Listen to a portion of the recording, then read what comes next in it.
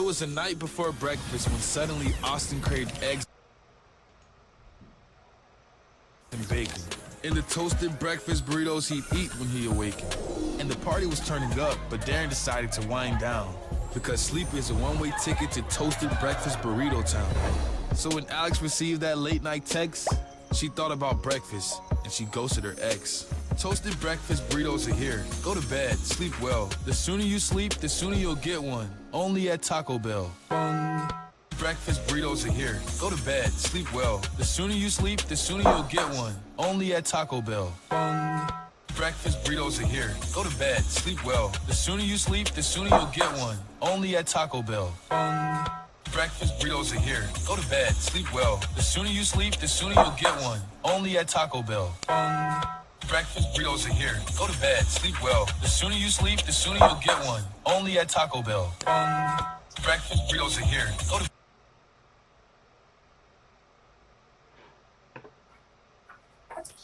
Charlie, not now. Oh, someone tried to fight the monsters. I want to see.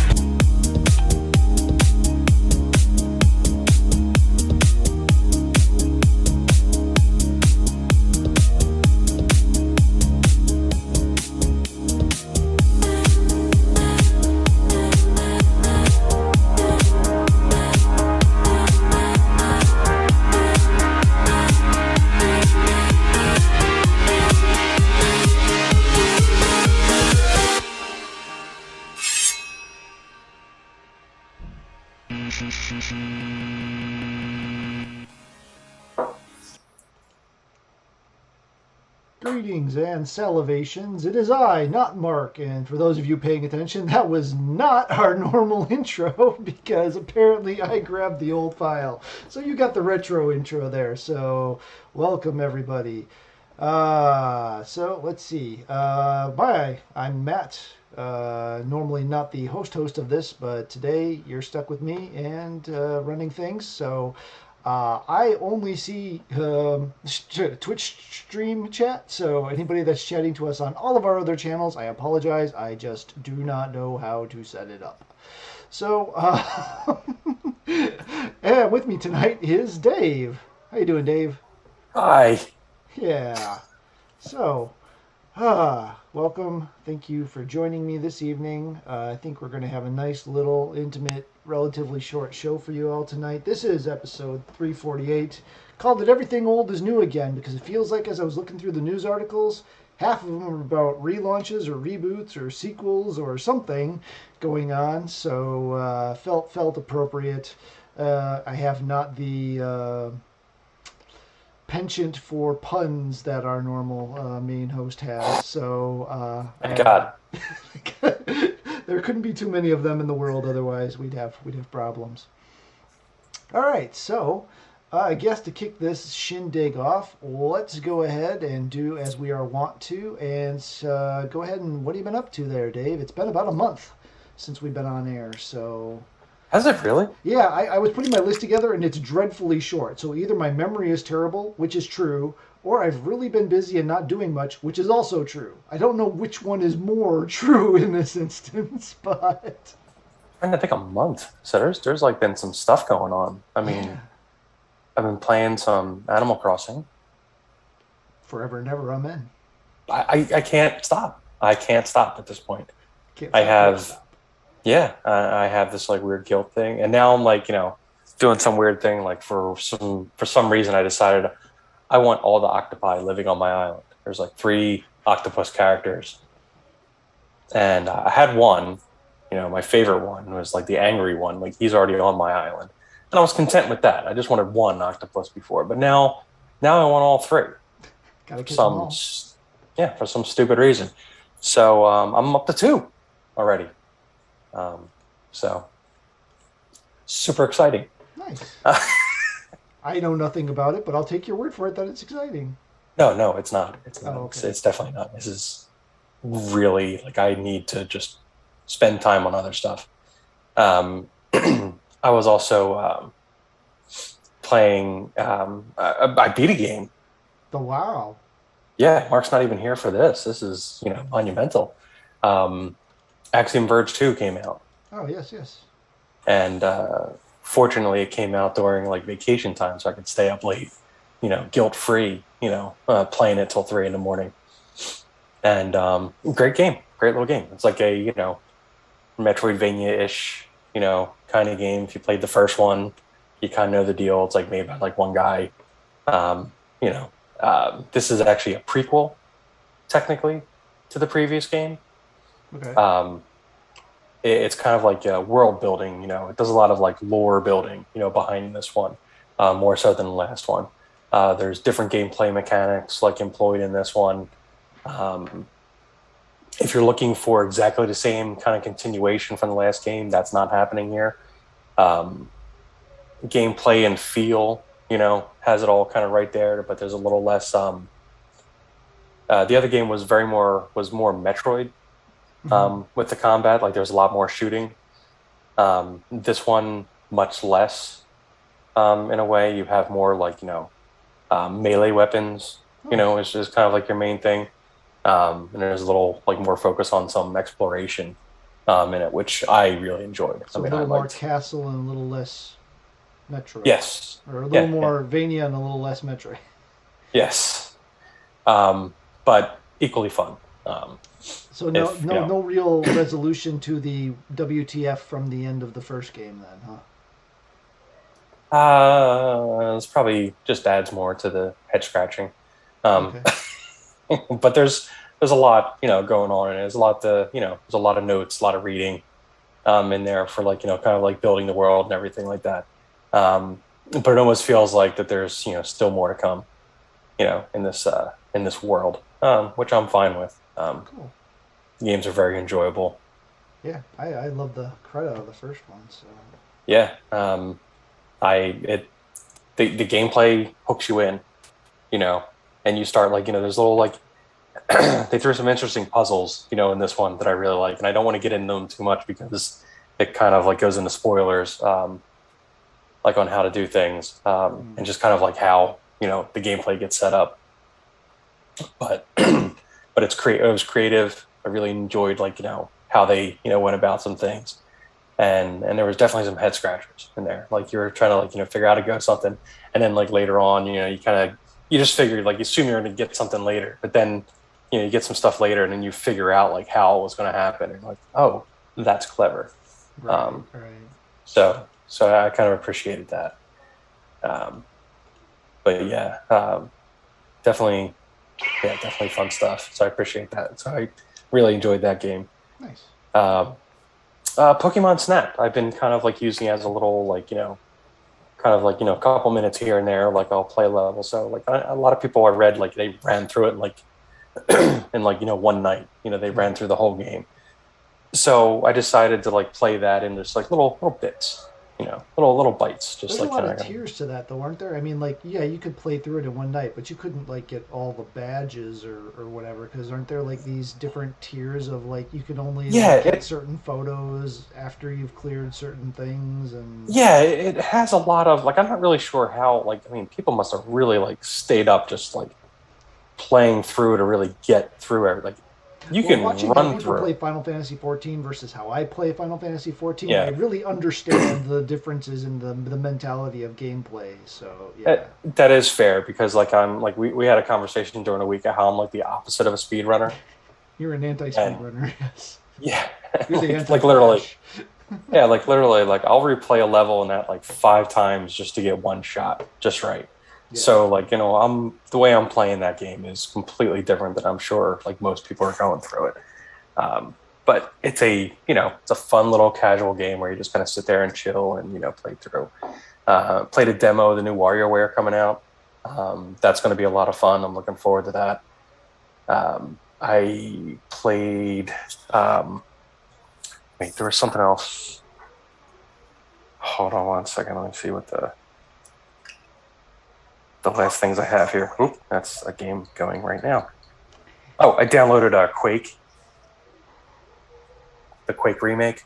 Oh, is that out or is that a demo? I actually haven't really It's paid out. attention to it yet. Oh, nice. Yeah, I think it was like $10 in the store, and like they knew how to like rope me in because like in the little like ad for the game, you know how like Nintendo Switch has like the little news things. Do you ever look at those? Yeah, yeah.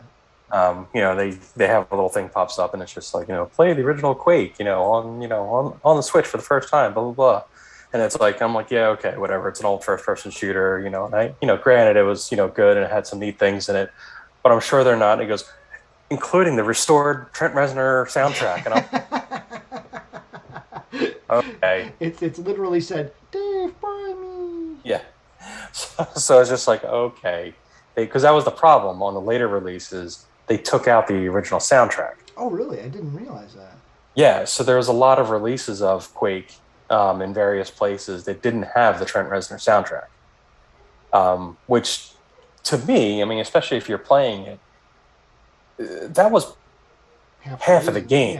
Yeah, because like it created that atmosphere. I mean, that was really like, I know like, Trent Reznor and Atticus Ross now are like, winning Oscars and stuff for movie scores, but that stuff was laid down a long time ago. Yeah.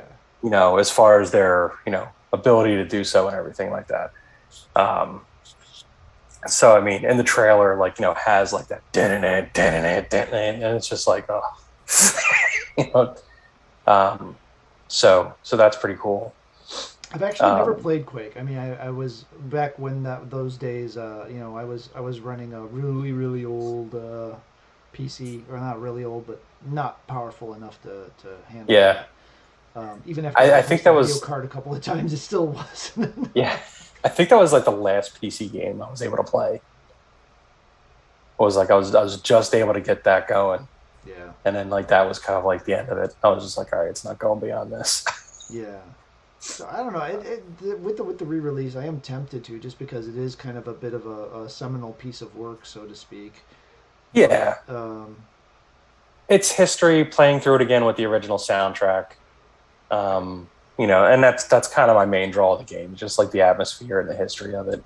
And I think it was only $10. So yeah. No harm. It's no kind of foul, like, right? yeah, exactly. Like, that's nothing bad being there. And No More Heroes 3 came out.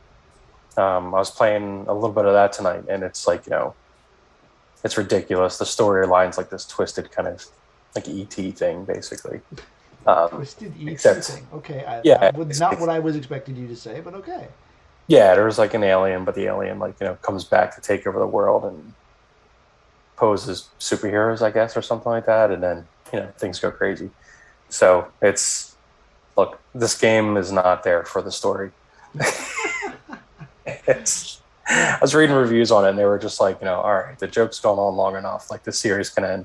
So, like, I don't know. Like, it's not. Is this like a AAA game or anything like that? No.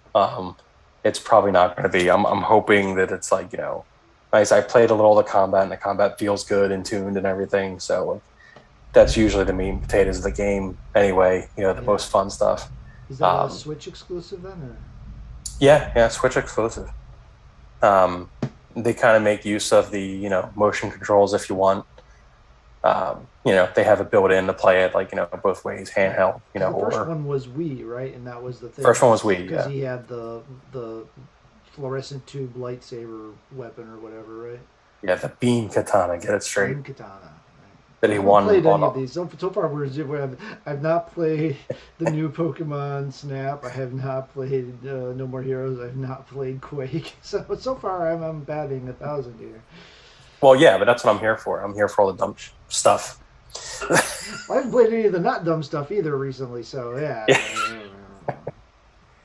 But the series is known for its humor and wackiness, and just kind of like being really ridiculous, poking fun at retro game tropes and everything. So like it starts off with you're playing kind of like a retro game, and they did a whole side series game, a whole side game that was just on the Switch as a download, I think.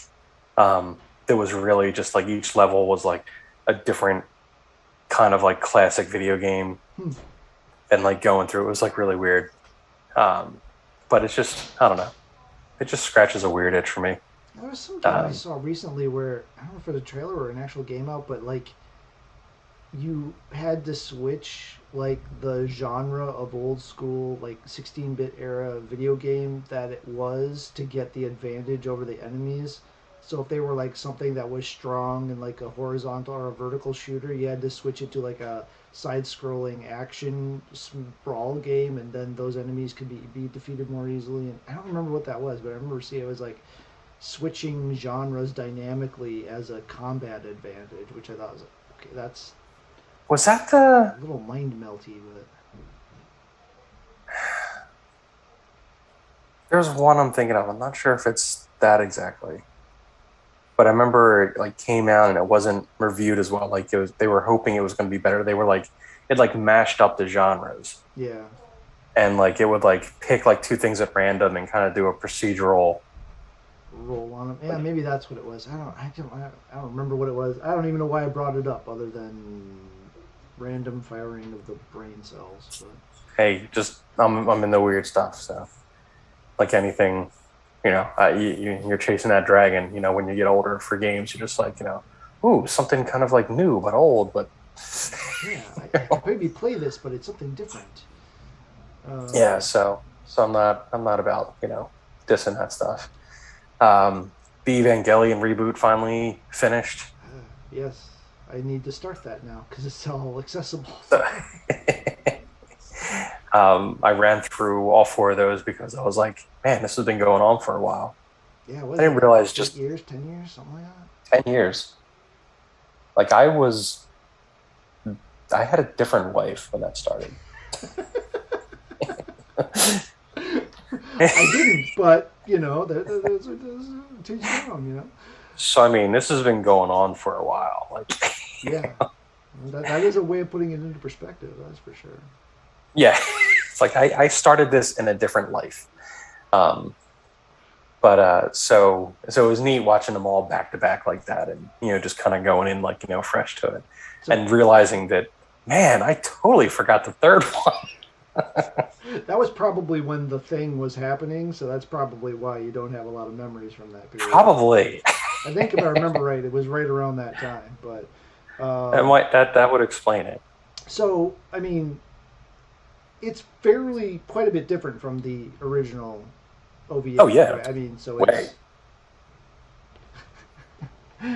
Of course, I'm not on headset. Why would I be on headset? Because that would, be Zoom behaving. Sorry, I had a comment there that I am not on headset, which of course would be the way this works. Wait, so nobody could hear you? I could hear you fine. No, I think they can hear me fine. Does that sound better? Worse? Same? Sounds a little echoey. Oh. Not echoey, just like it sounds like kind of from the room. Okay, can you hear me now? Now I can't hear anything. Okay, you hear me now? I can hear you now. Okay, I was on headset, so I don't know what our friendly friend was talking about, but I actually am on headset, so apparently there's an echo or something. Oh, I don't know. It's I weird. don't know. Okay, well. Yeah, I actually don't hear an echo on it from here. Yeah, I don't either, but I can't. I found out the hard way. I can't monitor and run the stream on my laptop at the same time. It does not like that. No, it does not. All right. So what else you been up to? Anything interesting? Caught up on What If. Yeah, I've still not seen episode 1 and 2. I haven't caught episode 3 yet. The third one's not bad. I mean, I don't think it's not as incredible as like the first 2. Like the first 2 were really good. This one is actually pretty good, but it's not like, the bar was set so high on the first 2. Yeah. So, like, this has come down a little bit, but that doesn't mean it's bad. Right. Titans, going through the new season of that. I might be like an episode or 2 behind. I'm not sure. I have to double check to see. And that's not bad. They're throwing some surprises in the mix, and stuff. So that's kind of interesting. I feel like I should hate that show, but I just don't. I know I say that every time I bring it up. I don't know why, but whatever. Well, Well, yeah, I mean, the way it was presented and started out, and everything about season one and the way it was advertised and presented just kind of automatically made you think, man, I should hate this. And then pretty much anyone who watched it seemed to be of your opinion, where it really is actually pretty good. But it's neat. They're definitely taking like a different take on a lot of the characters, at the same time, which is kind of like, I don't know. I don't hate that kind of stuff. Because, like, to me, it's like, look. I mean, different artists and writers come into comics all the time, and they change stuff. Stuff gets retconned. Like, I mean, this happens all the time in comics. I don't know why people act like things need to be, exact, for things. It's just like they're trying different stuff. Let them. Something's going to work. Something's not going to work. It's people take experiments, and that's how you end up with like Harley Quinn's one of the most popular characters ever, and she was just made for a Saturday morning cartoon. So, yeah, these things happen. People come in, they come up with ideas and change things, and next thing you know, you got Goldmine, like the Harley Quinn, the recent animated show, that's just for her. I mean, that's gold, So, and that's fairly not canonical, for anything that goes on in that universe. So right. But I dare anybody to hate that show because it's awesome. Yeah, someday I'll get around to watching it. No, I probably won't. I'm not gonna lie. I have no idea when I'm ever gonna get anything watched ever again. I just can't seem to get anything done. Anyway, that's my bemoaning my situation.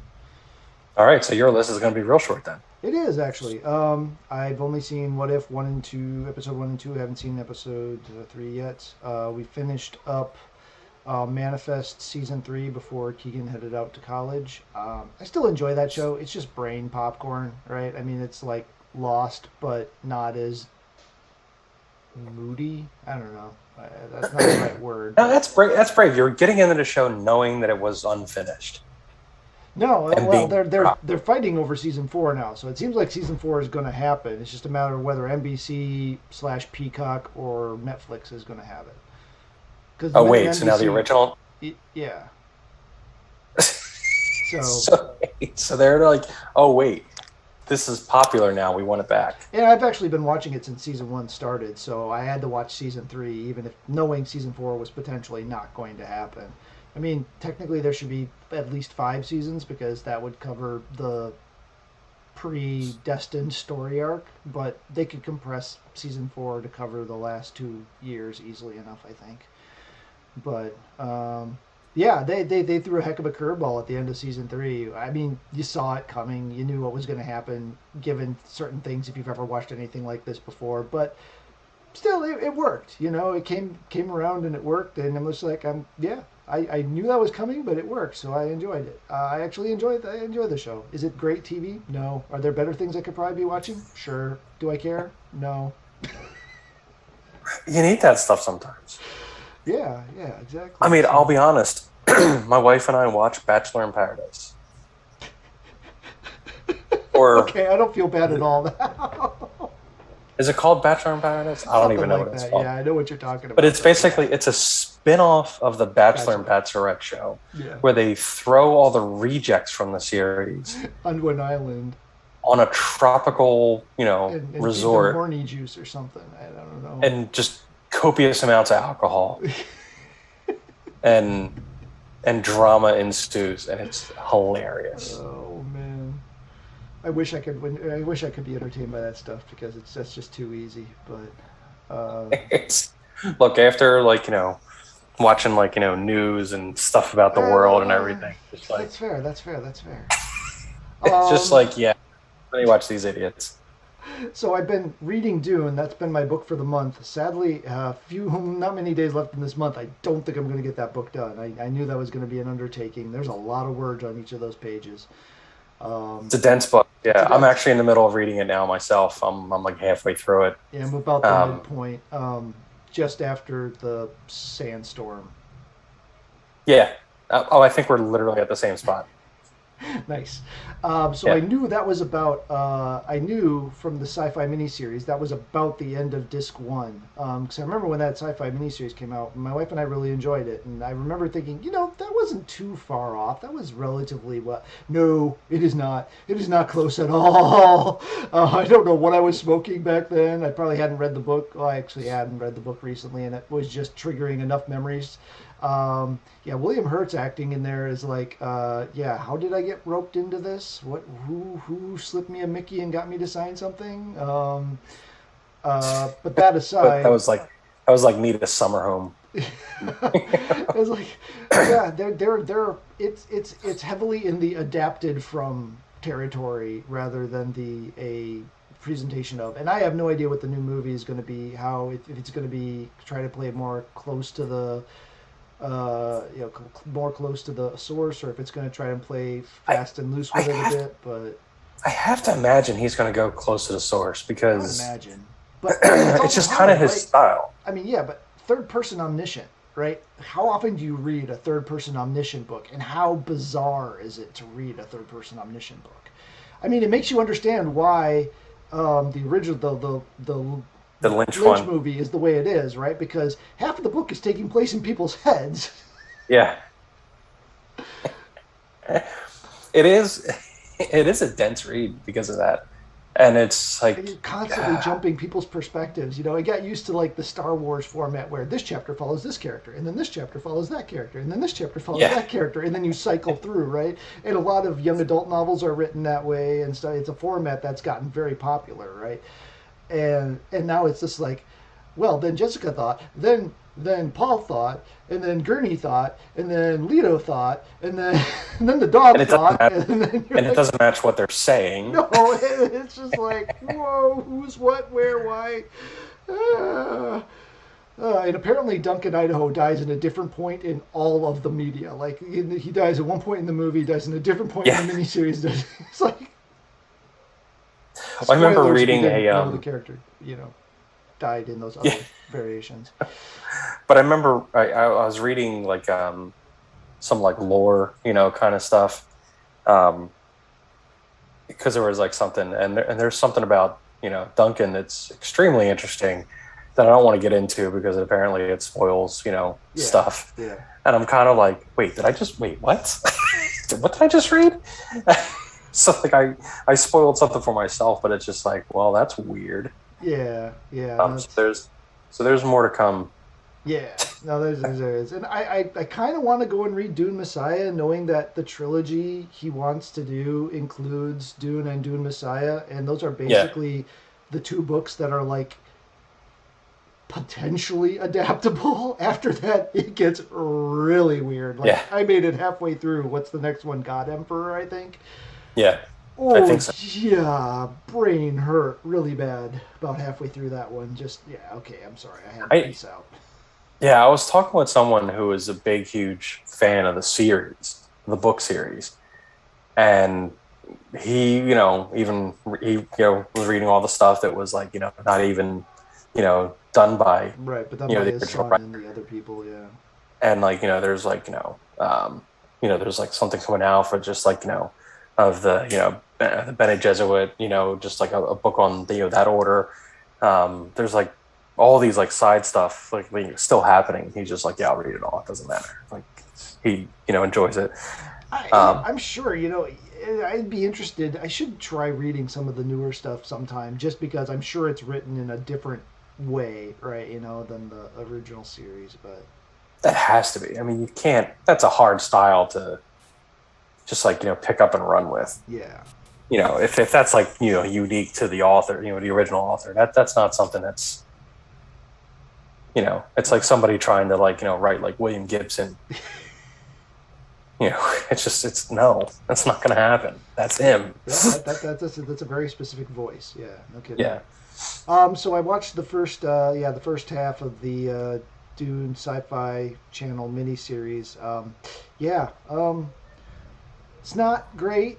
I mean, if it's the only Dune thing you've ever consumed or saw, it's fine. You would, if it were made now, even by Sci-Fi, it would be infinitely better, because the budget and the width that they have to do these things is so much greater now than they did back then. Oh wait, so you just recently watched these? I watched them way back when they originally aired, but I've had the DVDs sitting in a shelf, so to speak, for years, however long it's been since that aired. So yeah, I watched it last night. Oh, nice. 2 nights ago.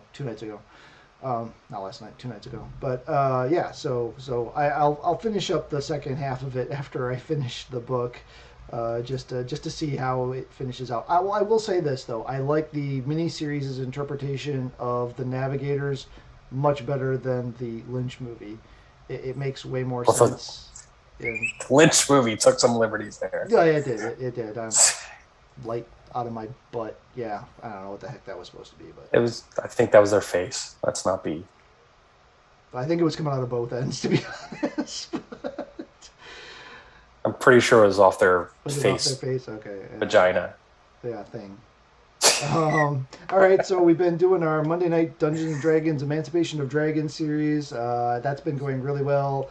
I've found the voice, I think, of my character pretty well. I've got some plans for the future, not knowing where the story is going, but thinking enough I can kind of weasel along. I think I've got some ideas, and I think it's going to be fun. Daniel playing the Yanti monk. All the other characters, Mark doing the DM duties for us there. It's a real good fun time. Go check out the YouTube channel. There's a whole playlist there. I think we're 6 episodes in. Currently level 3 characters. We're story leveling, not XP leveling. So we're leveling at fixed points in the story that is predetermined by Mark. Found out that based off of the source material that he's adapting this from, we're only supposed to be level 1 at the point where we're at still, and we were level 3. Wow. That allowed us to do a very interesting thing. There was a certain tentacle-faced monster that we encountered that we should not have been able to do much against, and we're basically supposed to just let it run. Yeah, that played out a bit differently than what was supposed to happen. That's always fun. My DM was not as generous, and we were playing a thing, and we got up to like the first big bad, and I took a very unlucky mace right to the face on the first turn, and that was pretty much it. Oh wow. Yeah, fortunately, one of our characters, Daniel, does like trying to die a lot. Like every combat, it's like he comes away battered and bloody. But he hasn't died yet. The only people who have died so far have been NPCs. So that's good. But we'll have to see. Yeah, I mean, we have gone off the rails on Mark a couple of times, and he's allowed it to an extent. But he's trying to make it not to be too boring, because basically one episode was almost completely us shopping. So there were a couple of RP heavy sessions in there. That's always good. Yeah. So then on the game front, really about all I've been playing is the original Metroid via the Switch Classic, game collection thing. It is impossible to play that game, any NES game that uses the select button. It is impossible to play with the Joy-Cons, because the dash button is in such a weird place relative to the sticks. You can't get to it quickly. So for Metroid, that switches you to missiles, right? It's like it takes me way too long. I can't switch to and from missiles quick enough. It's hard enough on the Pro Controller, because that's a long shot as it is. As opposed to the old NES, it was right there to bap, bap, bap. But I didn't think about that, because I might have to see if you can remap that to a trigger or something, because that is really I'm too crayed, and it's really making that battle hard. Yeah, I don't know if you can remap. I know when I play stuff on there, I have you have the classic NES controllers. I have the classic NES and the SNES controllers. Nice. I would recommend. I would recommend don't bother with the NES controllers. Just do the SNES.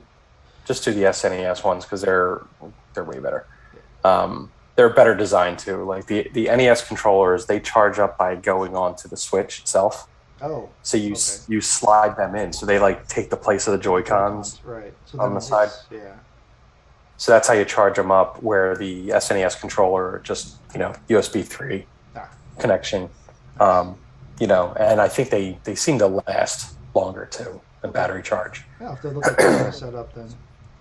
Yeah, they feel great too. Like they're really good, and you can use them for other games too, not just the classics. I've used them for a couple other things. Nice. So anything you would maybe use the Joy-Con sideways for or something, I suppose. Yeah. Yeah. Played a bit of Fortnite. I got to level 100, which is my goal for the season pass, because that basically means you got your minimum value out of the pass. There's obviously you get to level 200 to get everything, which is not going to happen because the season ends on September 12th.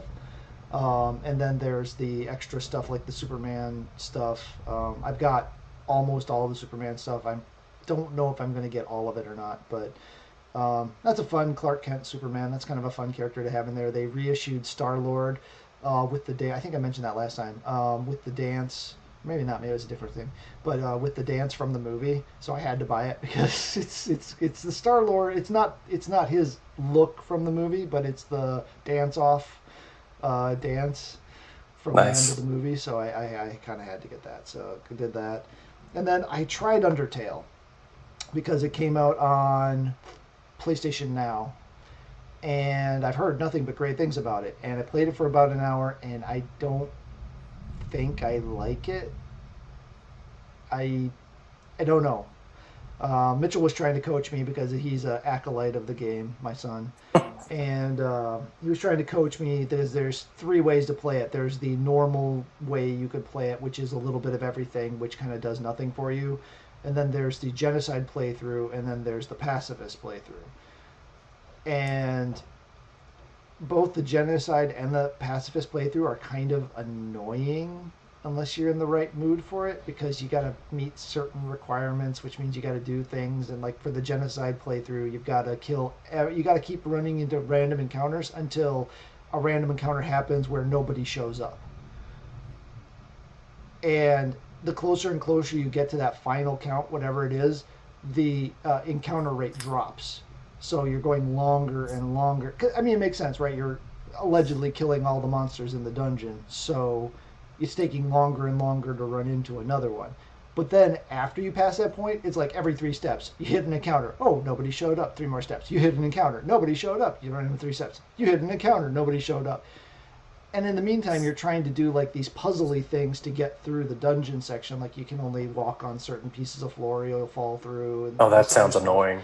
So yeah, I'm overstating it a little bit. It's not literally 3 steps, but by the time I got to the end of that hour, that's what it felt like. So I'm not saying the game's bad. I'm not saying that it doesn't really try to make you feel like humans are absolute pieces of garbage, because it does. But it's annoying. But the game kind of gets annoying. I don't know. I'll see if I pick it up and finish it or not. But I don't know. But really, that's all I could think of. I haven't been doing a very good job of documenting what I've been doing, and things have been really busy. So I haven't really gotten a lot of free time. And free time we have had, I mean, I'm sure there have been some movies in there I've watched. You know, I know we've watched some stuff on Friday nights and stuff, but I couldn't tell you what it was anymore. I don't remember, and I didn't write it down. But nothing significant. We did get our Shang-Chi movie tickets tonight for Thursday. Oh, nice. So that's coming up, the Friday release for Shang. That's already next week. Shang-Chi. Yeah, it's this coming week.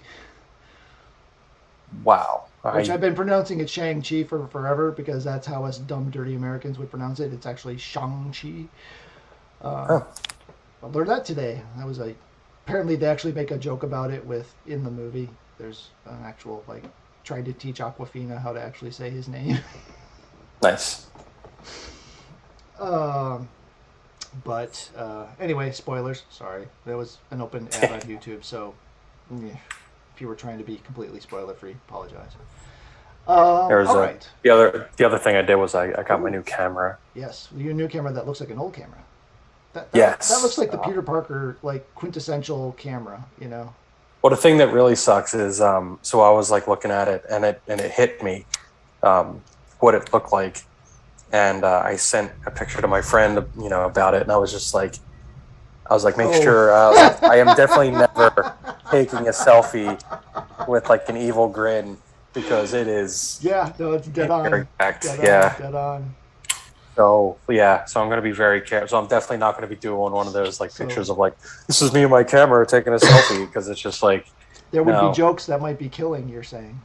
Yes, yeah, and that's an unfortunate thing about it. Otherwise, it's really cool. Like it, it scratches all the itches I was looking for in upgrading a camera, and I realized that like my camera was like 10 years old. So like, I mean, it's been almost. I think it was like 9. So like I have had it in camera years. I mean, I don't know. I mean, it's like, you can still take a good picture with it. So it's not like it's, a dead kind of thing. But I wanted to move to like mirrorless, fully. But I can still use all my old glass on it. Like nice. I had this like specific checklist because like I have a lot invested. Like you can't just go and say, oh, hey, all these lenses I bought. No, I don't want to use those anymore. Yeah, exactly. Especially because, I have a lot of like, good stuff in there. Like I have this one, it's a fisheye lens, and they don't even make that for like the new cameras or anything. But this camera is the exact size of my old camera. So that lens fits perfectly on it with the adapter. And it's also like a $700 lens. So I'm not looking to just, not ever use it again. Yeah, I know. I was talking with the guy that does the senior photos for all of our kids, and it's like, yeah, he replaces his camera like every 2 years because he feels like as a professional photographer he needs to have like the newest, greatest thing, right? But he keeps all of his lenses, right? I mean, he keeps buying the same frame brand, right? Yeah. So that the lenses all keep working with it because he's got way more invested in lenses than he has in physical cameras. Like the camera is actually like the least part of the investment, for like a lot of stuff. I mean, it's like the lenses are like, where it's at. And I invested, some money in the lenses over the years, when I was single, had nothing going for it. Ouch. Self-burn. Well, it was just like, what did I have to do with my money? Let's get into an expensive hobby. Yeah. But it works because like, now I have all this stuff. So the camera is now like a mirrorless and everything, but it still does all the fancy stuff. Like, so it has like, the screen that like, pops out, but it also, tilts, it also rotates. A lot of the, camera, a lot of the screens that pop out, they just like kind of like flip out. Right. They flip up or flip out. So they're kind of like just made for like, doing like a selfie, kind of thing. Right. But like, I'll sit there and put it on like a little mini tripod and like angle it weird and like frame up the shot like this way. So like I'll have to like, I'll put it on like on yourself weird. Yeah. No, that's awesome. Yeah, exactly. All the controls are just like, each dial is its own like individual controls. Like everything's right there instead of having to like poke around the menus and stuff like that. So for anyone who's interested, could you list off what that is? Yeah, it's a Nikon ZFC. ZFC. Zulu. Yeah, it's cool. And it's brand new. It just came out the other week. And runs about like a I think like a kit with a lens, about like a 1200. Sorry. No problem. All right. Well, I think that about takes care of that, and we're about 45 minutes in, so I think we got a little bit of news we can knock out here, and just take us through the rest of our time together. So, first thing I figure we want to talk about quick. I assume you watched the new Metroid Dread, i.e. Metroid 5 trailer that dropped with Gamescom today? Yes, sir. So yeah, wow. Did not see that coming after the first trailer, but yeah, I definitely, I actually went out and finally bought a SD card for my Switch because this game is coming out. Nice. But yeah, I think I'm gonna have to order this one physical, so that kind of mostly defeats the purpose of getting the SD card. But this is canonically Metroid 5. For those of you youngsters out there that haven't been counting, there have only been 5 canonical numbered Metroids: Metroid 2: Samus's Return, Super Metroid, Metroid Fusion, and now Metroid Dread. There are other games that are companion games that take place in the same timeline, and then there's some stuff that's just kind of standalone. Like Metroid Pinball. I don't think that was... I'm hoping we're counting Other M in that too, because I don't want to count that as a canonical game. I don't. Yeah, that was a disappointment. That did some stuff, but it would have been a great game if it wasn't Metroid. That's my only... I just like how everybody was like, I want Metroid Prime, and this comes out, and I'm just like... Don't get me wrong, I want my Metroid Prime 4 too, but this one's really gonna lock in, and I love that and she has the post fusion suit, right? So with that the after the events of Metroid Fusion, so that they've got that all locked in. I mean, I really am interested what they could do if they made a game on a more powerful system. I mean, it looks great as is, but it just makes me wonder what could they pull off if this was running on even say Xbox One or Xbox One or PS4 level hardware, right? I mean, much less Series X or PS5 or PC. I always just wonder, right?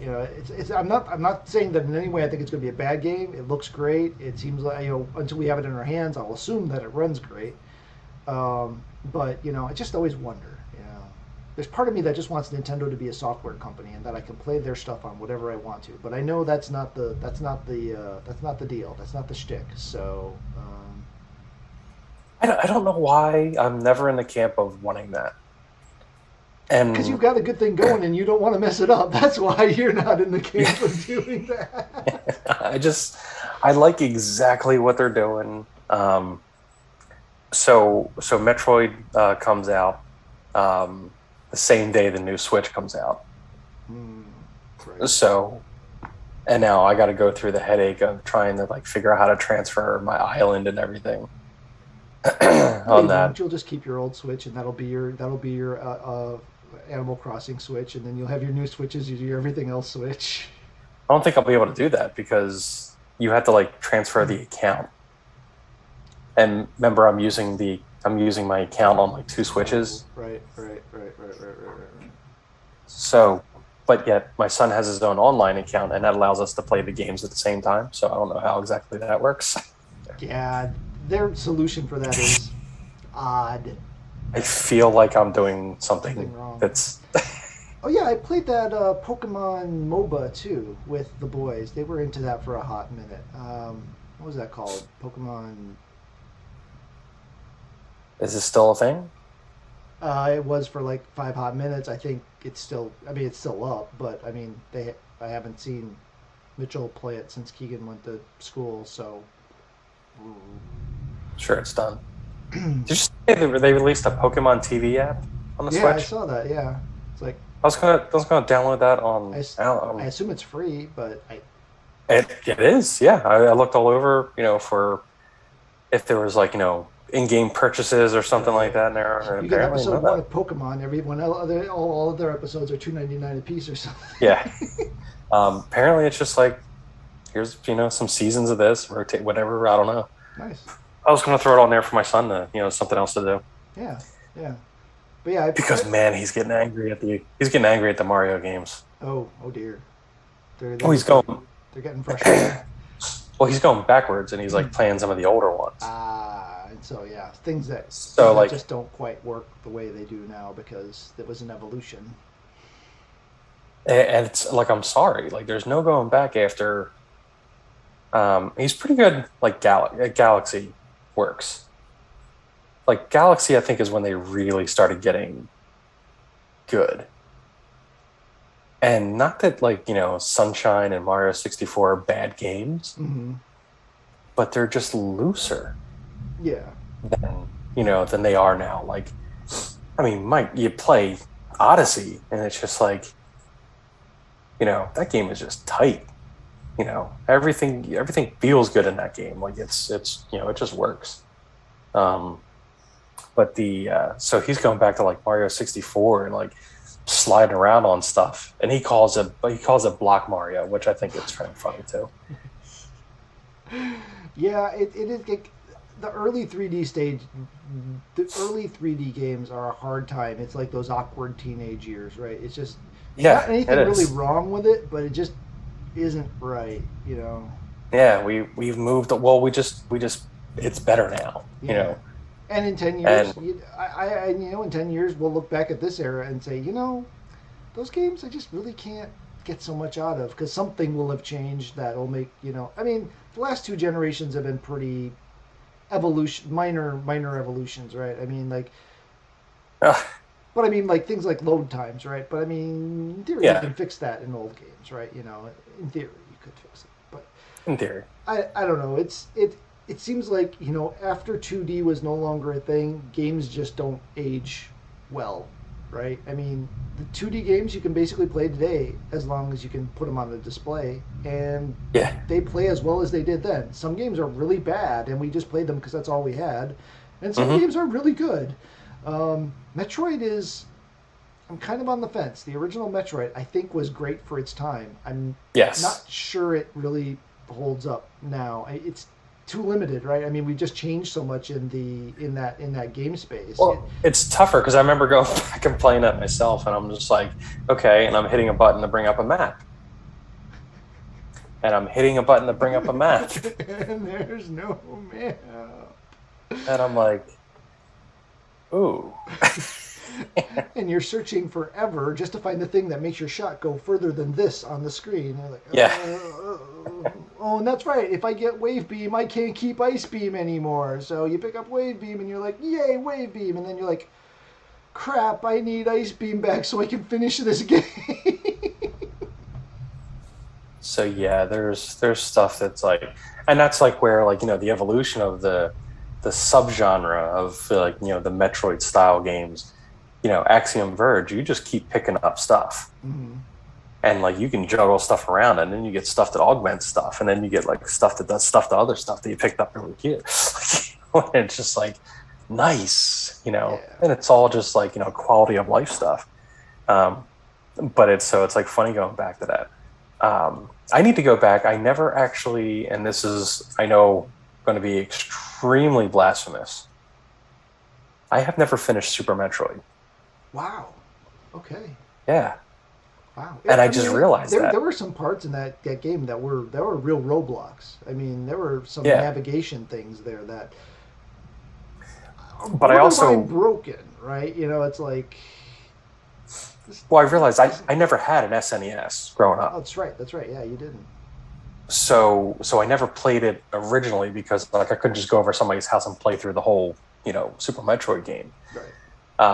So by time I got something that I was able to play it on was probably the Wii through that, and I know I played through a bunch of it there, but I never finished it. And then I think I got it again on the 3DS or something like that, because I think it came with one of the whatever, remember there was some ambassador thing for the 3DS when you bought that right away like a sucker, and they gave you all these free download games, and that was the only way anyone ever got them. Yeah. Which, yay. So I have a 3DS, loaded with all those games on there, which is funny. But there's so I was like, oh, but I never finished it on there. And then my main thing that really got me into the genre was Castlevania Symphony of the Night. Right. The original. Which is what basically every Metroidvania since has been based off of in one way. Exactly. So really I feel bad because I should have played played through completely the original Metroid game, but I never have finished the original Super Metroid game. But I've played all the ones after that. I've played through all the Game Boy ones, all the the 3DS ones, or the DS or through whichever ones they came out with at this point. I forget what systems they were, and finish those, but the original Super Metroid have not which exactly hasn't finished. been reissued. I mean, we've got a remake of 1 and 2, but we've never had a remake of 3, which is Super Metroid, right? I mean, the GBA style remakes, right? Zero Mission, and then the one we just got not too long ago for 2. I had never played Yeah, 2. Zero Mission. I had never played 2 until this re-release because I never had a Game Boy. So I had never played Samus Returns until this remake that came out a handful Yeah. of years ago. See, that's the funny thing. I did play that because that was one of the cartridges I picked up and went back when I got the Game Boy Color. Play through that on the Game Boy Color. So it's really just Super Metroid is the one I didn't finish. Right. Yeah, so I didn't have a SNES. I only had a Nintendo growing up, and then I kind of went straight into PC. But when I got to college, one of my dorm mates got a PS5 or PS1, PS1 on launch date, and he lent me for an extended period his Super Nintendo. So that's when I played Final Fantasy 2, 3, 4, and 6, Super Metroid, Super Mario World, all the games that I had missed of the core things, Super Castlevania, all those ones that I had missed from the NES games I had played. So I got to play those that way. So that was a great time for me until my wife, well then fiance, girlfriend actually I guess, got everyone together and bought me a PlayStation 1, and then I handed him his Super Nintendo back. Became a PlayStation boy. But yeah, so that'd be a good one I think for you to finish up, and that's in the Switch collection, isn't it? It is, yeah. Yeah. And I think there's one of those enhanced editions of that too, where they like superpower you and put you like right at the end of the game too. I think if you There wanted is, to, yeah. Just So like, worst case scenario, if I get stuck toward the end, I'll just jump into that one. because there are a couple of like navigational things in that game where they are a real bear. Because you got to supercharge, and then you got to crouch, and then you got just the right place, so you jump, so you smash through just right this one block wide area. And, Yeah. That got frustrating. I remember that. So since we're talking about that, what did you think of the trailer for Tales of Iron? That looked pretty good.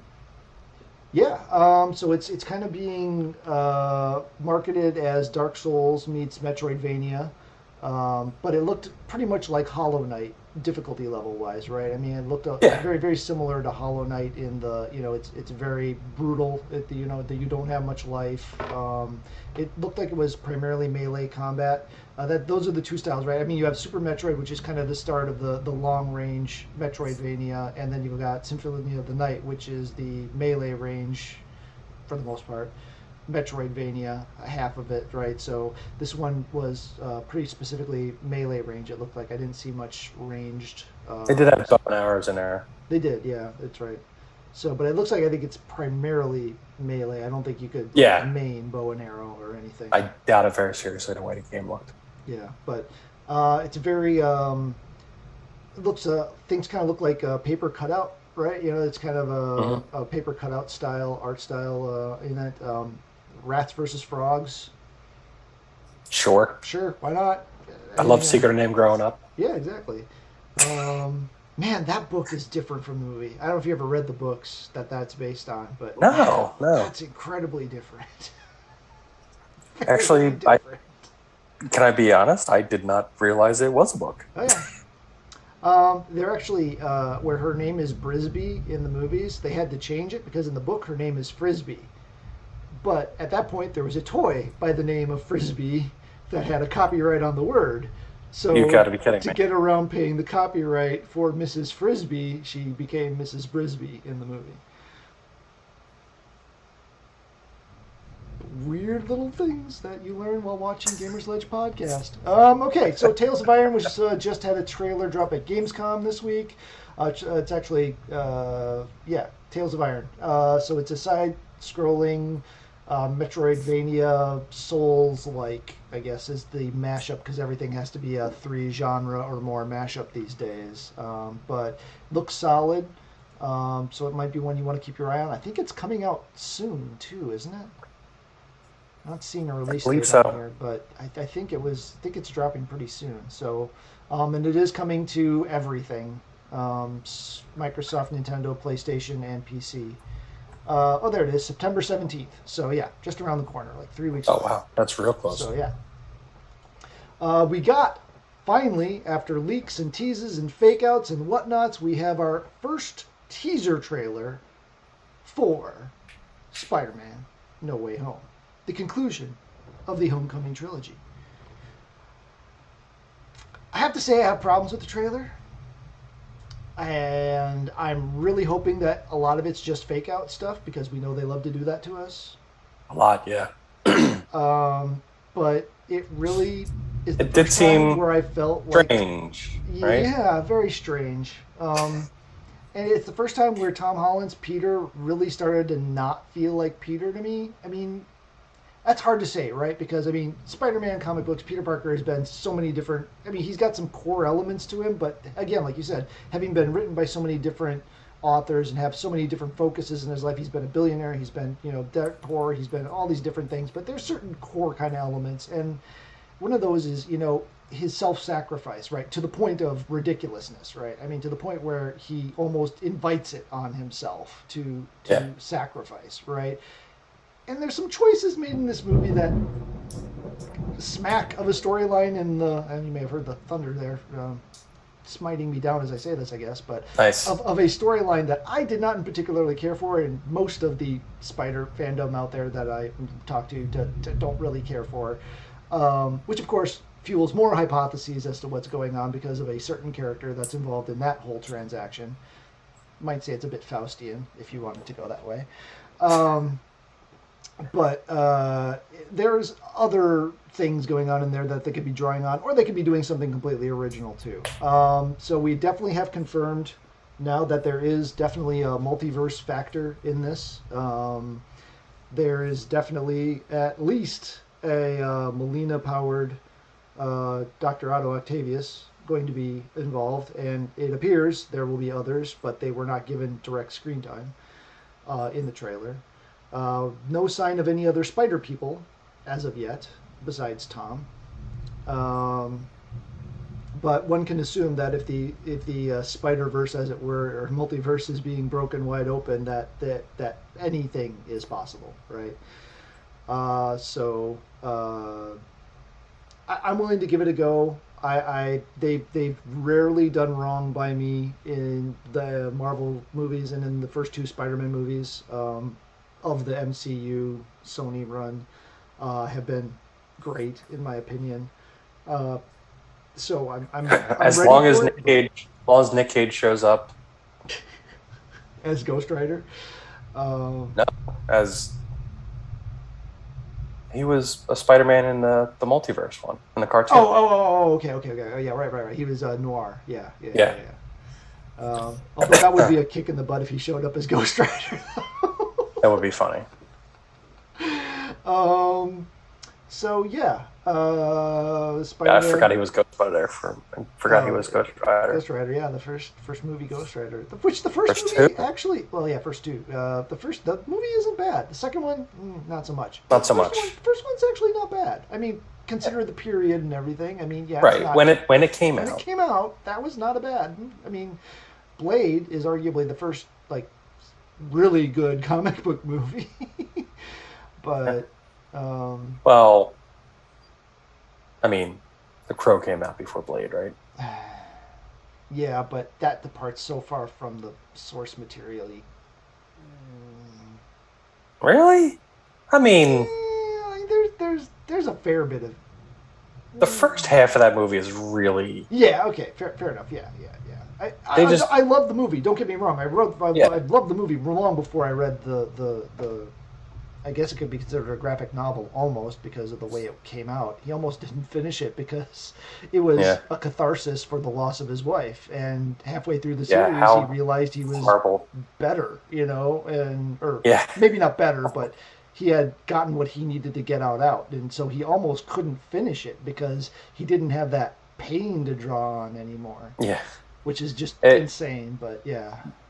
Yeah, it's an amazing work, of art, when you look at it, that way. Yeah. So I was always kind of initially it annoyed me that they added the big bad in there, for the movie and stuff, but I get it. They gotta they weren't into taking as many chances back then. So I mean, it gives me one of my favorite lines from pretty much anything ever. But so yeah, which line? Mother is the name for God. Oh yeah, Well, the whole on line, the but that's the Mother is was the on name for the God in the hearts and minds of all children, or something to that no. effect. I don't think I'm getting. I It think it was like exactly I think it right, was like but off the on the lips and hearts of all the children or lips and hearts of something. all children. Yeah. So yeah, it's yeah. As he draws the heroin out of her arm, you're like, oh man, you're killing me here. Yeah. Yeah, they did some nice stuff like that. Yeah. And of course, Brandon Lee and the tragedy there, so I mean, damn. I mean, there's just so much wrapped up in that whole thing. It's just like, Yeah, it's crazy. all right, so His career really, yeah. do you have any more lighthearted news articles? If not, I got a few more I can jam through here.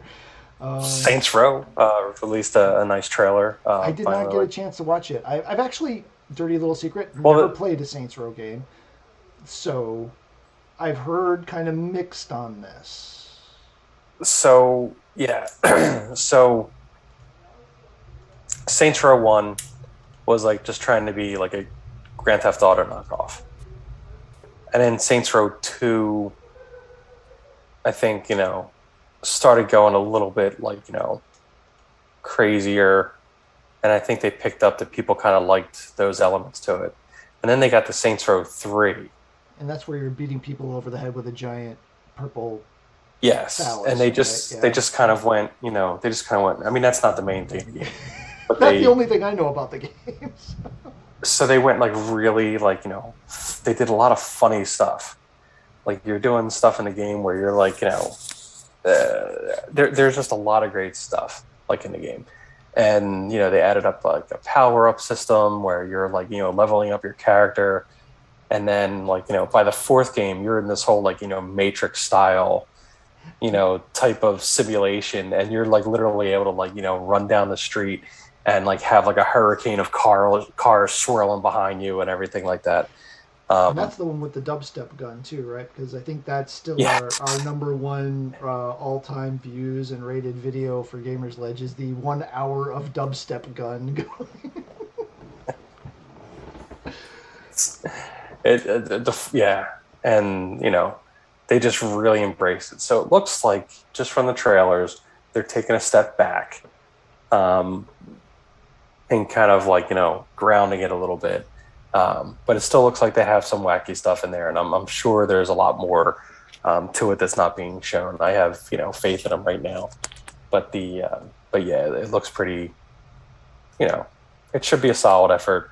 I'm hoping they keep the core of the fun in there. Making the game fun, which is why everybody wants to play it. So hopefully that stays. Yeah, cool. Well, keeping with our everything old is new again theme, Monster Rancher is back. Not with a new edition, sadly. I think it would be interesting to see them try to enter the game now. But that one that nobody remembers because Digimon and Pokemon stole all the thunder, Monster Rancher, is being re-released as a collection on PC and Switch. Yeah, it's a monster collection game, right? I actually never played one, Me neither. so I can't really say anything much. I know there was a TV show for a while. I know there's that one kind of comma-shaped blue thing or yellow thing with a giant eyeball, and that was kind of its Pikachu for the TV show, right? That was kind of like the monster that was on the front of it. But yeah, so that will be, let's see, a reworked Monster Rancher 1 and 2, DX, feature multiplayer support, and have some of the monsters have been rebalanced for that. So yeah, that'll be dropping on December 9th. Again, everything old is new again.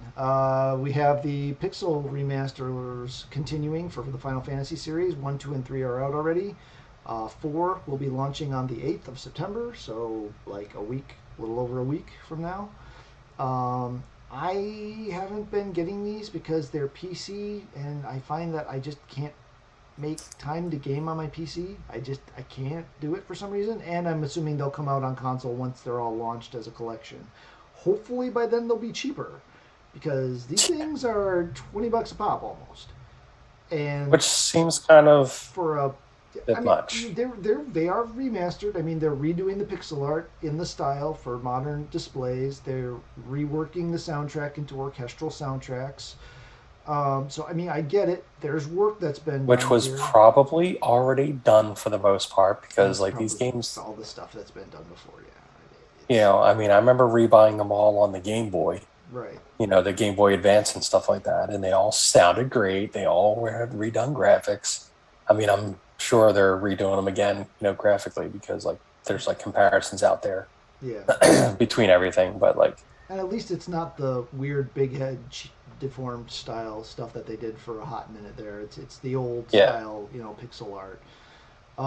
But yeah, until I can get them all and I can pay, like $60 for all of them is probably my cap. Because to get all of them, it's like $100, right? yeah, it seems a bit much for Yeah, that. I mean, and odds are I'm not going to play them all, right? Because I can't. It would be just to have them, right? It's just I know Mark said, when the rumors about this happening earlier on, and they came in a gold box collection of some sort, and that was going to be $1,000 or whatever because it was going to include all this old legacy stuff or whatever. And he was like, "I'm there day one, pick my money," and I'm like, "I didn't know." no, you're not. I might be exaggerating the price there, but it was something ridiculous. But yeah, so that'll be September 8th. So right around the corner. They're staggering 4, 5, and 6. My guess is they are probably having QA issues. Yeah, that's coming on. And for anyone that hasn't played it and you've got the income that you're willing to do it, hey, knock yourself out. I have no problem with people paying that price for it. It's just I can't stomach it, especially with the possibility to probability that I will not play them. So this is just new. Game Cloud try this again. Cloud gaming is finally making its way to Xbox consoles this holiday season, with the promise that you will be able to play your Xbox Series X games via streaming on your Xbox One. It doesn't seem like it's going back to the 360. That would be interesting if they tried that. But yeah. Actually, I haven't read this article. I've literally just read the headline, so I really don't know what it is. I just know this cloud gaming thing they announced a while back. It's been a big deal. It's been something they want to get on the consoles so that you can do it. It seems to be. It includes more than 100 games from the cloud, so it looks like it's a Netflix type service or similar to PlayStation Now, where you've got streaming capability of the games from the cloud. So no installs, jump directly into the game, and be able to play games for a system you don't own via streaming. This doesn't list a price, so I don't know what the cost per month is. I believe this is actually already out on PC, isn't it? That I'm not sure. Uh, I mean, that's just because I don't follow Xbox stuff all that much. yeah, and unfortunately, I don't either. I mean, I try to keep at least moderately on the thing, and I'll admit I was rapidly opening tabs in my Chrome browser, setting up for this about 5 minutes while I was waiting for you. So I didn't get to read all these articles, but bottom line is Xbox Cloud Gaming comes to Xbox Series XS, Xbox One this holiday series. This season, this service is currently available to subscribers through mobile, tablet, and Windows 10 PCs. So yes, it is on mobile devices, your tablets, and Windows 10 PCs. I'm assuming when Windows 11 pops not too long here, it'll be on that as well. Do you have any other things you want to bring up? No. I have a couple more. Everything old is new again. Hey, remember that Teenage Mutant Ninja Turtles arcade style beat 'em up that's coming out? Yeah. Guess who's a playable character? April Casey Jones? O'Neil.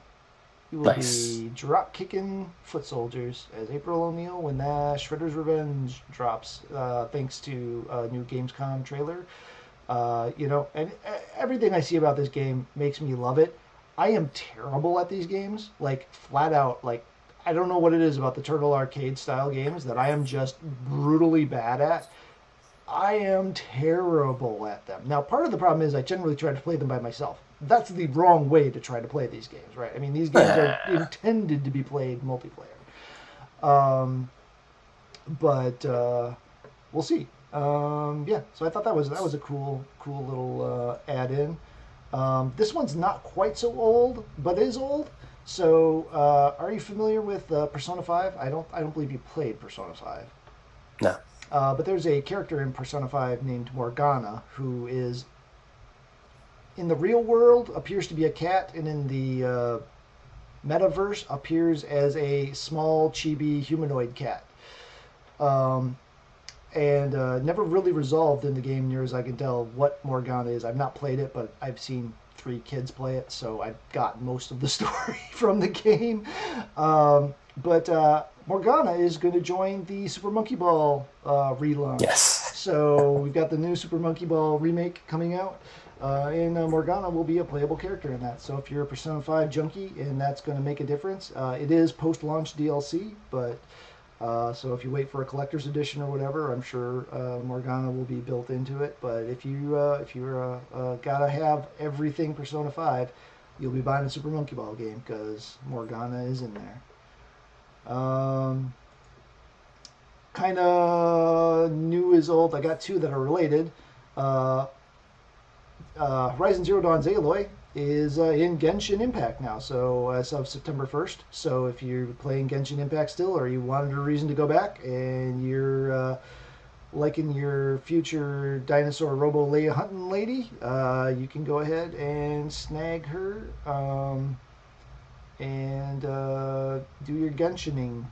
Genshin Impact did not jive with me. I get it. It does have a lot of Breath of the Wild things, but the gotcha stylings around it just kind of, and it didn't play great on my PS4. I don't know why. I had weird not clipping issues, but like frame rate issues. So in mildly related news, Horizon Forbidden West finally has a release date, February 18th, 2022. You'll be able to take Aloy on her new journey into the western regions of the country, more western, because I mean the original game already took place in the west, if you think about it. So more westerner areas, and new dino monster robos, new threats mixed with old threats, and looks to be a fun old time. I will definitely be playing the living crud out of that game like I did the first one. So looking forward to that. Arby's, because they just don't know when to stop, is officially selling licensed Dungeons and Dragons dice. Why? Who knows? But there you go. Get your Arby's Dungeons and Dragons dice set, or use them with any game. Obviously, it doesn't have to be Dungeons and Dragons, any dice game. But hey, I can't say anything's wrong with that. That's just nuts. The game that I still don't understand what it is, Jet the Far Shore, now has a launch date, which of course I can't see now. It's $29, $30. And for some reason, October 5th, there it is. PlayStation and PC on October 5th, and it'll cost you 30 clams. So if you're still interested in that weird little game that I still can't quite figure out what it is, check that out. Lego Star Wars, the Skywalker Saga, one of the games I am actually waiting for ridiculously, because I like me some Star Wars and I like me some Legos. Looking like a spring 2022 release date, not confirmed yet. Little worried about how long this is taking, but at the same time, let it bake. Get it done. As long as this isn't into the, okay, you've gone too long and now it's just going to be bad because you're just trying to figure out how to eke as much out of this as you can territory. Yeah. I'll admit the Lego games of late don't grab me quite the way the old ones used to. I don't know if I don't know if it's the games or me or a combination thereof, but I'm hoping this one. I'm hoping this one grabs me back the way the old ones did. But yeah, I have a feeling they're trying to, bring it back to the core, kind of stuff and just make it look even prettier and play better. But I noticed, some of them have been like sloppy that haven't been like DC or Marvel. Like if it's not DC or Marvel, like it tends to be a lot sloppier effort. Yeah. So The Indiana Jones games, I don't know what the heck was going on with. I mean, those aren't even the worst necessarily, but that was weird. Yeah, I remember the Indiana Jones one was garbage. Yeah. But the Star Wars ones are always good. The DC ones are usually always decent. I don't remember having an issue with them. Yeah. Matter of fact, you just reminded me I have that DC Villains one I never played on the Switch. I mean, Lego Marvel Superheroes 2 or whatever that one was, it was okay. It had some issues. Is that the one that had Nick Fury chasing snakes on a plane? I think so, yeah, if I remember right. It just, yeah. That was kind of funny. It was funny. It was kind of funny. I get that, but for some reason, it didn't click. And maybe it could have just been a time and place thing. But it wasn't just me. It was everyone that tried to play it in my family. It's just no. It was click. I mean, I didn't finish it. Yeah. So I mean, like it got kind of like, boring, I guess. So. Yeah. Which is sad, but we don't know our PlayStation Plus games for next month yet because the Tuesday of next week is still August. So it looks like we're going to have one of those weird ones where either they're going to announce them late and they'll drop them on the 31st, or we won't find out till the 1st what there's coming out the following week, and we'll get them a little late. So you'll have a bit of a short run potentially to pick them up. But Games with Gold did announce their Septembers, and they're the two Xbox One games I've never heard of. I'm not saying that makes them bad. No idea. I mean, the first one is Warhammer Chaos Bane. I mean, I know Warhammer, right? This appears to be the fantasy Warhammer, not the 40K variant. No idea what the game is, but that'll be available September 1 to 30. Mulaka is the other game. Be available September 16th to October 15th for your 360 collection. Zone of the Enders HD collection. No, that one. I love Zone of the Enders 1. Zone of the Enders 2 kind of went off the rails. It got a little too Kojima-y for me, but still a good game. That is available September 1 to 15. And then for the second half of September for your 360 needs, you have Samurai Showdown 2, which obviously, fighting game. We know. We love. And I don't love it because I suck at it, but that's fighting games. I suck at them. The only fighting game series I was ever any good at was Tekken, and that was only until I tried to play against a human, and then I sucked again. So nice. Yeah. And then the last thing that two things quick. These are all new things mostly, but one of the things out of Gamescom, the first day of Gamescom, was Marvel's Midnight Suns, which is a cross between it's a strategy game being built by the studio behind XCOM, Firaxis. I don't know, is it pronounced Firaxis or Firaxis? I don't know. Firaxis, I think. Firaxis, yeah, I think that's right. So yeah, it seems to kind of be, I don't know. I really don't know what's going on there. There's a build your own character thing. That first trailer that they put out was just like showing all story stuff, I guess. And it was just making me not want to play that. It was a bit cringe, yeah. It looked awful. And then at the very end of it, I was just like, man, I am not playing a game like this. And then they turn around and like, oh, it's made by the XCOM people, so it's a strategy. I'm like, oh, a tactic strategy game with okay. Yeah, so I'm intrigued by it. I'm interested to see. I'm almost convinced to give Guardians of the Galaxy a try, but after, I don't know. I'm gonna have to wait and see on that one. See where that one goes. Yeah, that's a wait for glowing reviews. Yeah, that one's gonna have to sell me on it, but. We'll see where that goes. And then today they also Gamescom dropped 3 videos for Starfield. I haven't watched them and I don't care because I'm not going to have an Xbox to play it on. So all I know is there's some planet where it's like a pleasure planet that has these fish that like make the most intense drugs in the universe. So everyone goes to this place to party because there's psychotropic fish, I guess. That's all I got out of it. I don't know. But anyway, if you are excited for Starfield, go and check those videos out. Hey, there's actually something to this game that you can see that we probably won't see for the next 10 years, but at least you can see that there's something being done with it. So it's more than you can say for Elder Scrolls. So that brings us to the end of our news. So we are creeping up here on final thoughts, I guess. Unless you had any other discussion topics. I didn't have a specific discussion topics. I thought we had a bunch of mini ones, along with the constant theme of everything old is new again. Anything else you wanted to bring up, or anything you remember that you did that we forgot to talk about earlier? The everything old is new again. I had a couple Evercade games come in.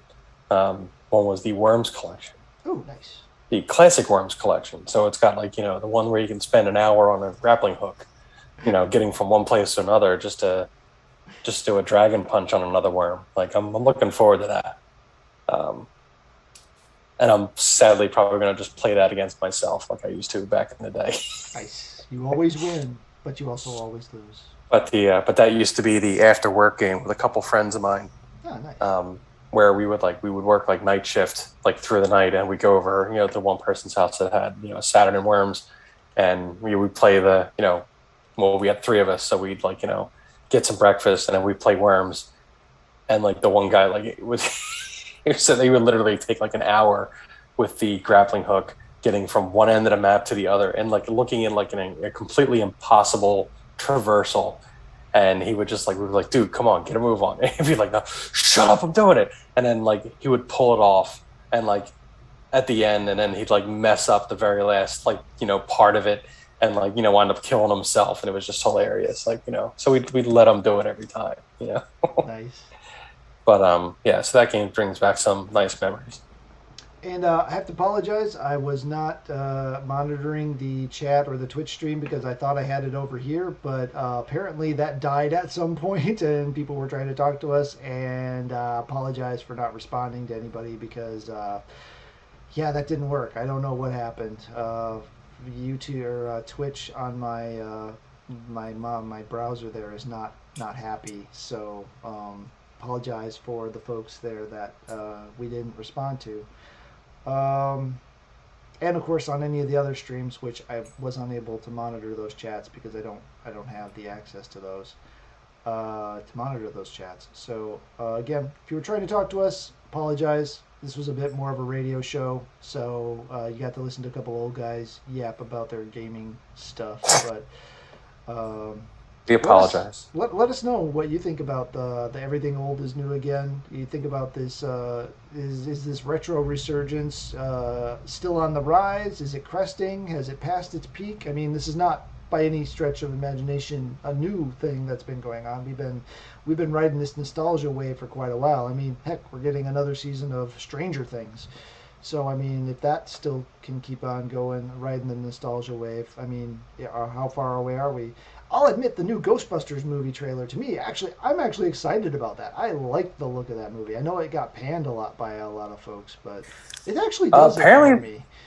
Apparently the early reviews are, it's good and funny and heartwarming. And yeah, I got the right feels off of it. It's one of, what movie was it? Was it I want to say it was Guardians of the Galaxy, but it was some movie where everyone was super cautious, and there was just something about the trailers that told me, no, this is going to be an amazing movie, and everyone was like, I don't know, and it was just and when it came out, whatever movie it was, I'm not going to say it was Guardians of the Galaxy, but whichever one it was. It sense to be Guardians, for that one. Yeah, it just nailed it. It was the same with Horizon. Everyone was like, I don't know. This one, I'm not really sure this is Guerrilla. I mean, they make shooters. Really, I don't know. And it's something in my brain with it just clicked saying, I think this is going to be really, really good. And I'm getting that same feeling off of the new Ghostbusters movie. So we'll see. That sense doesn't always work, but it doesn't steer me wrong too often. No, apparently the early buzz for the the people that can say very little or saying very positive things. So That's good. That's good. That's good. All right. Well, I guess that brings us to final thoughts. Anything you want the folks out there to be aware of or watching for, or that we haven't mentioned already? not really. Play some games. Yeah, that's always a good thing. Apparently, I'm dropping some frames here, so if we're getting a little choppy, apologize to folks. All I can say is don't let your comic pile build up for like 3 months, because I have a very bad stack of comic books over there that haven't been read yet, and yeah, it's not good. It's not pretty. It's not pretty. No, not at all. So yeah, don't do that. That said, I think we're gonna bring her to a close here. So hopefully this works. Hey, it looks like it's working. I think I actually did it. So go out there to Twitch, YouTube, subscribe, like, bells, thumbs, all of those. Oh, well, that's over my face. Hello. Do all those things that we like you to do. You go to patreon.com/Gamersledge and you can subscribe, or you can, give us a little bit of cheddar to do these things. Stuff like the D&D game. They're not free.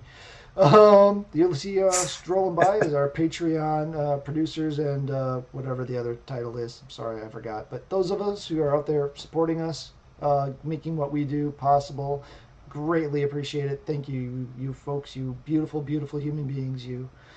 So with that, again, please like, subscribe, follow. Let us know what you think about the things that are going on in the gaming world or the geekery world in general. I mean, it's a huge world, and there's things I don't follow, but there are things out there that are incredibly interesting going on everywhere.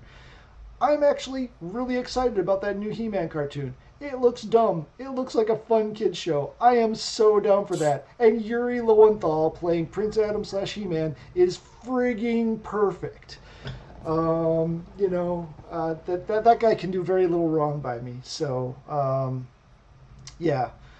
I'm excited about that. I don't know why. I'm still doing final thoughts apparently. So anyway, let's shut this thing down before I run my mouth on for Dave and myself and all the members of the crew from all of our shows that couldn't be with us tonight. Have a great week and game on. Game on.